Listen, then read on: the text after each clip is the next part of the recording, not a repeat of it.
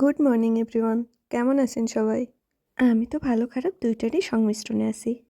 কারণ বাসা খোঁজা বাংলাদেশে এই একটা কাজ কী যে প্যারা দেয়, কী আর বলবো। এক একটা বাসা মালিকের এক এক রকম শর্ত।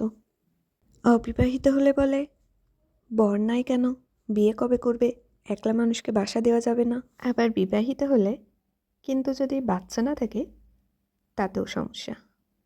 তখন বলে এরকম কাপলদের আমরা ভাড়া দিই না। কি একটা সমস্যা! বিয়ে হলে বাচ্চা নাই কেন, আর বিয়ে না হলে বর নাই কেন। বাসা খুঁজতে খুঁজতে আমরা ক্লান্ত। মাঝে মাঝে মনে হচ্ছিল কোথাও থেকে বাচ্চা ভাড়া করে নিয়ে আসি। যাই হোক, তড়িঘড়ি করে সব কাজ শেষে রান্না করে অল্প কিছু খেয়ে আমরা বের হয়েছিলাম। কিন্তু ওই যে যত সমস্যা সব বাসা খোঁজাতেই। সেই যে একটার সময় বের হয়েছিলাম, কিন্তু সন্ধ্যা 6টা পর্যন্ত ঘুরেও কোনো বাসা পাইনি। শেষমেশ খিদেতে পেট ব্যথা শুরু হয়েছিল, ধৈর্যও ছিল না আর, তাই কিছু খেয়ে নিয়েছিলাম।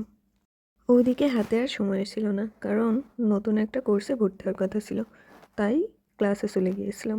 ক্লাস শেষ করে নুডলস নিয়ে বসেছিলাম। যাই হোক, আজকে এই পর্যন্তই, টাটা।